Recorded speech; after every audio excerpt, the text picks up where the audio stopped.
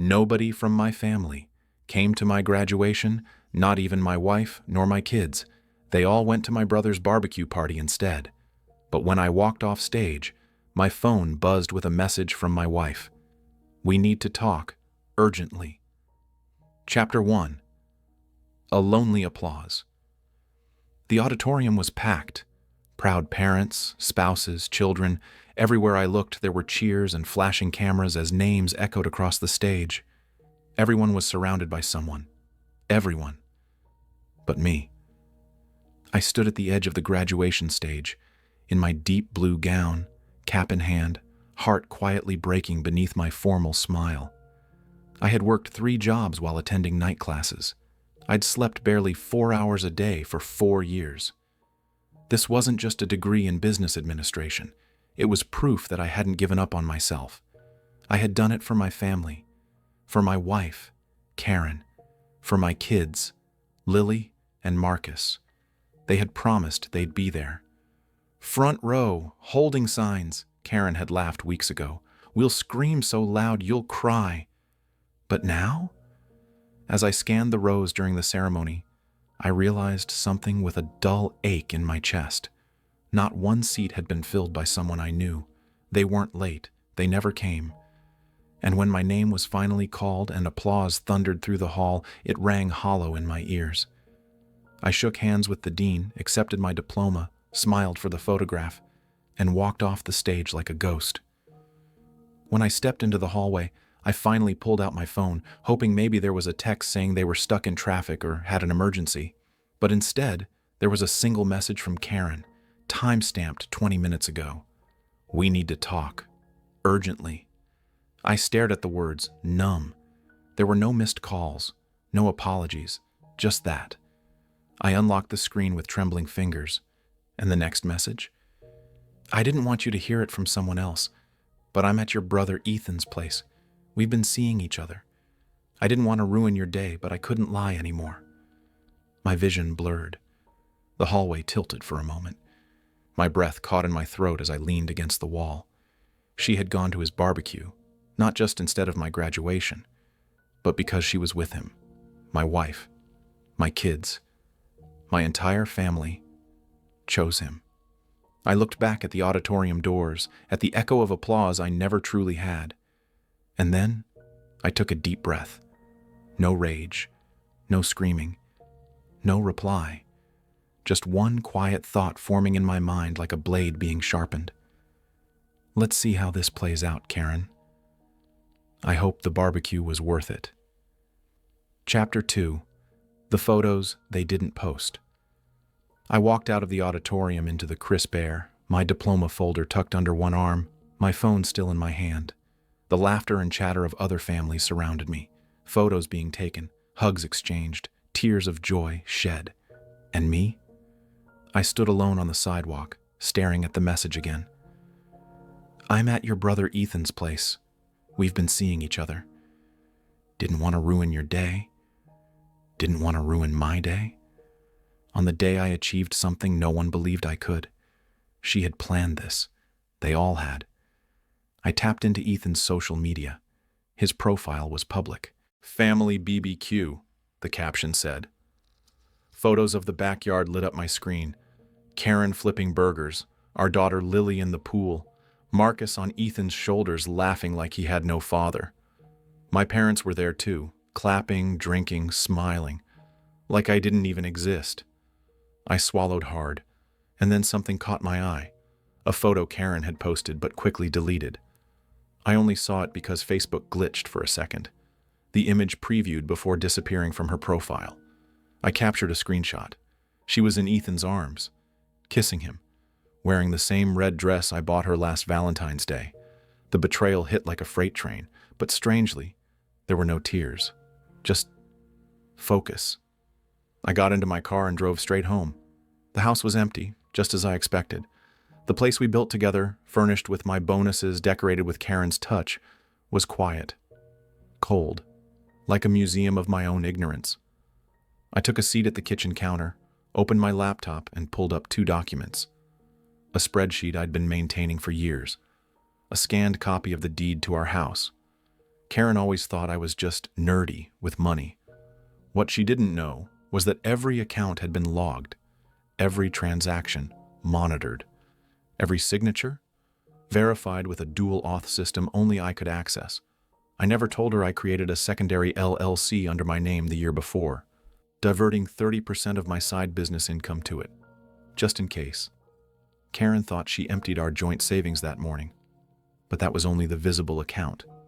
The real money was somewhere else, somewhere untouchable. I opened another browser tab and began making quiet preparations. Karen made a choice. So did Ethan. So did everyone else who laughed and toasted at that barbecue. But they didn't realize something.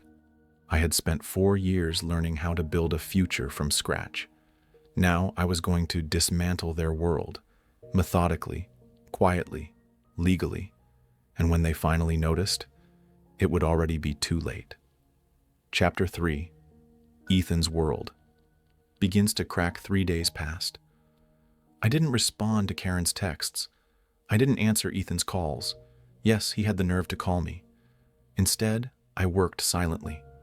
At night, I laid in my quiet house, not crying, not raging, but calculating. Every plan they made, every betrayal they plotted, I turned it into fuel. Friday morning, I sent a single email to the HR department at Ethan's firm. Subject line, conflict of interest and internal misconduct, urgent. Attached were screenshots of Karen and Ethan's affair, time-stamped, copies of company expense reports Ethan had illegally used to book hotel rooms and trips with Karen over the past 18 months. A forwarded email thread from Karen's Gmail she never logged out of on my laptop. In it, she mentioned, "Don't worry, he's clueless. I'll milk his graduation distraction and clean the joint accounts out next week." I didn't send the email as myself. I sent it anonymously, from a burner account created at a public library downtown.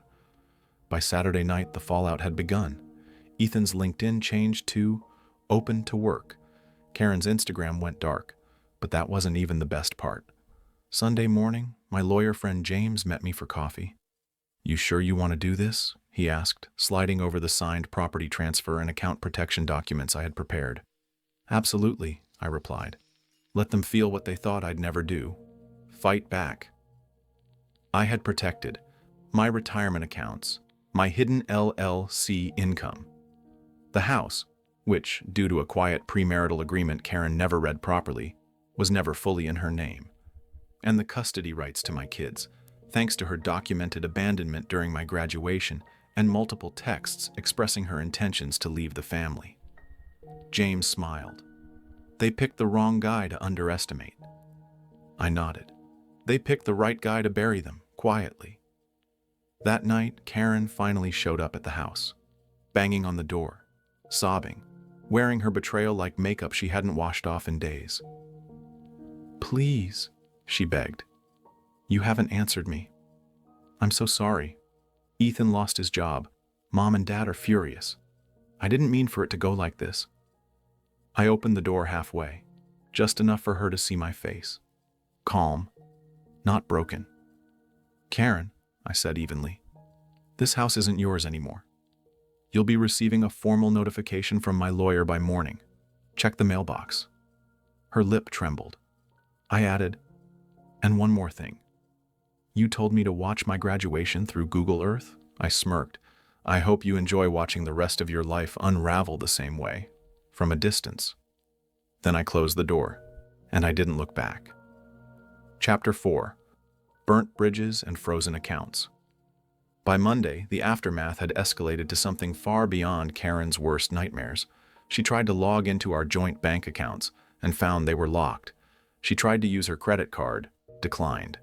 She drove to the bank in a frenzy, only to be calmly informed, "Ma'am, these accounts were closed 2 days ago. The funds have been legally transferred to Mr. Taylor's protected trust, as per pre-existing agreements."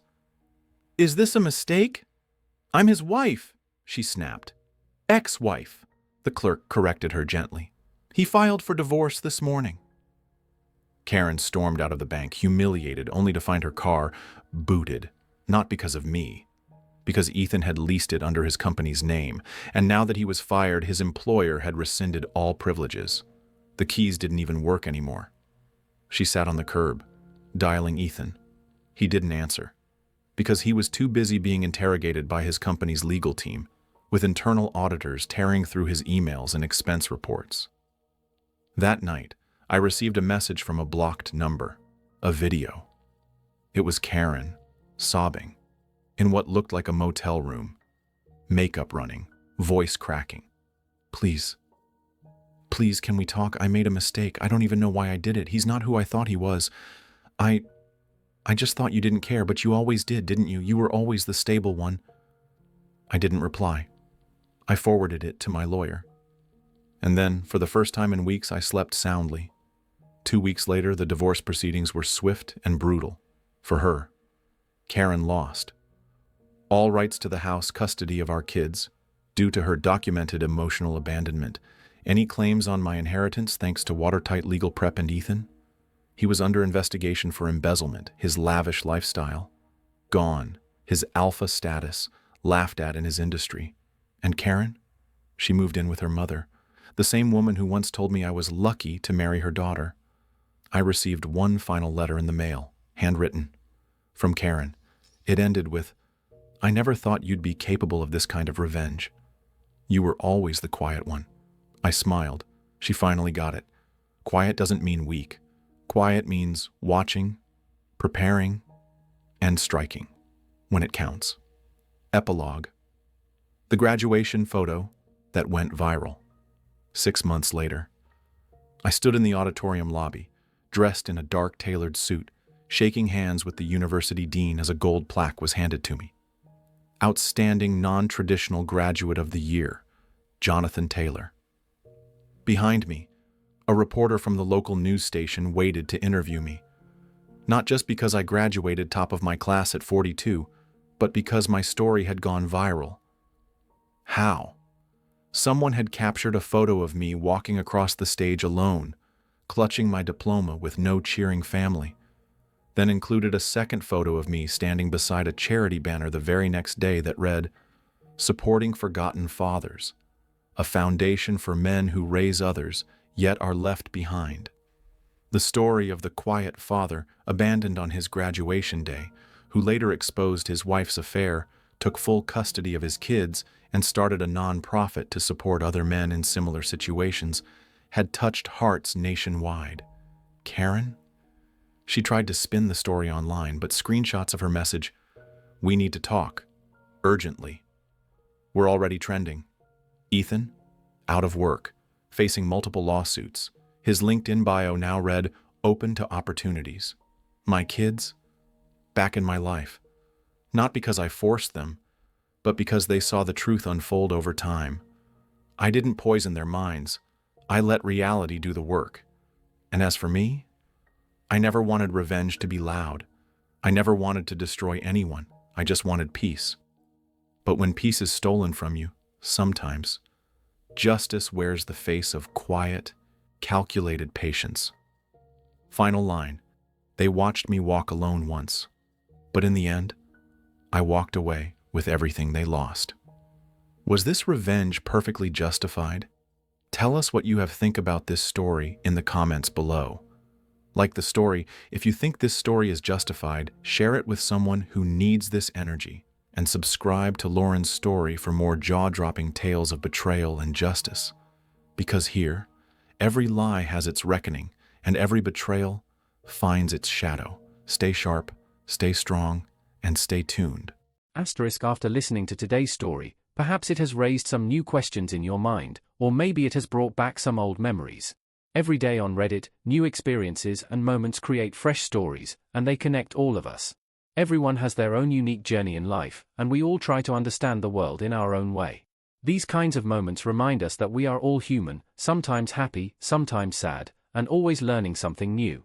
If you enjoyed this story, feel free to share it with your friends. Your thoughts and feedback are always valuable to us, as they motivate us to create even better content. Every story has its own unique angle, and our goal is to understand everyone's perspective and make our content diverse and relatable. Stories like these help us realize that life's journey is different for everyone, and by hearing other stories, we learn something new. You can also share your own stories with us. Your experiences are valuable to us as well, and if you enjoyed this video, please leave your feedback. We aim to create content that brightens your mind and gives you new ideas every time. If you've already seen this video before, your feedback is still important. With every piece of feedback, we can improve our content and bring a new perspective to our viewers. Today, what we saw was just a small part of the many stories shared on Reddit and across the world. It's a reminder of how we all try to understand life by sharing our experiences with each other. This video was only an example of how we try to connect with others through storytelling, learning about different sides of life. We hope to continue sharing such stories that help us all learn and grow together. Thank you for your time, and don't forget to keep an eye out for more stories coming soon. If you haven't already, please like and follow for more amazing content. Your support keeps us going, and we will strive to bring you more thought-provoking and heartwarming stories. Until next time, take care and stay curious. **